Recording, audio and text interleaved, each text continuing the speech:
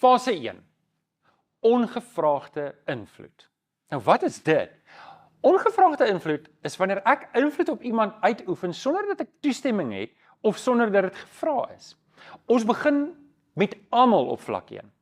Elke persoon wat ek ontmoet is ek op vlak 1. Ek het nie toestemming om met hom te praat oor Jesus nie. Dit beteken nie ek mag nie met hom praat oor Jesus nie. Dit beteken net ek het nie toestemming nie. Ek ontmoet 'n vreemde persoon en nou moet ek met hom 'n gesprek begin aanknoop. So Jesus se eerste opdrag aan sy disippels was: volg my. Hulle moes 'n keuse maak. Hulle moes besluit of hulle Jesus gevolg het. Op 'n manier was Jesus op vlak 1 met die disippels en hy moes eers vir hulle goed wys voordat hulle gaan besef het dat hy werklik die Here Jesus is. En hy sê vir hulle: kom kyk wat gaan ek doen. Fase 1 sê ek het invloed op mense omdat ek die regte inligting het. Ek het iets wat hulle behoort te hê wat hulle nog nie het nie. In hierdie geval sê fase 1, ek het die evangelie, ek het die weg na die waarheid, ek het Jesus en ek wil dit met hulle deel. Hulle weet dit nog nie en hulle het my nog nie toestemming gegee om dit te doen nie. So op 'n manier is hierdie die moeilikste fase van om jou invloed te verbreek. En dit is om nuwe verhoudings te begin bou.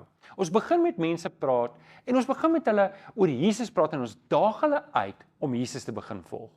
Nou daardie invloed kom in verskillende forme. Dis 'n eerste gesprek wat ek het met iemand by die bank. Dis die eerste gesprek wat ek met iemand het in 'n parkeerarea, by die fulstasie of in die restaurant. Ek ontmoet mense by 'n geselligheid en daardie gesprek moet ek rad om by Jesus uit te kom.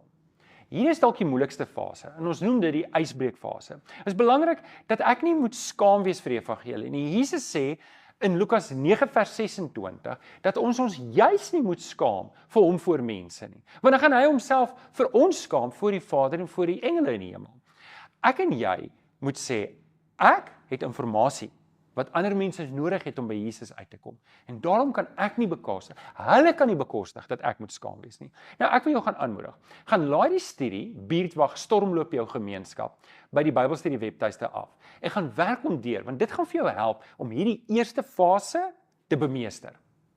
As jy dit gedoen het, dan gaan jy gereed wees om met enige iemand 'n aanknopingspunt te kry om by Jesus uit te kom. So, hoe brei ek my invloedssfeer uit op vlak 1?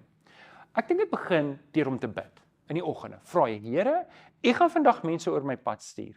Maak my sensitief deur die Heilige Gees dat ek gereed sal wees om 'n antwoord te gee vir die hoop wat in my lewe. Kom in die gewoonte om met nuwe mense kontak te maak. Maak kontak met hulle en as jy 'n tweede keer 'n ou ontmoet het, maak seker dat jy jou kontakbesonderhede deel. Hou 'n kunskap mini byderhand en gee dit vir hulle en gesels met hulle. Neem vrymoedigheid om vir hulle te vra. Wat se kerk is hulle? Waar staan hulle wat geloof betref? As jy die boekie Stormloop gaan deurwerk, gaan dit vir jou baie help om hierdie fase af te rond in jou eie lewe. Kom ons gaan kyk wat sê fase 2.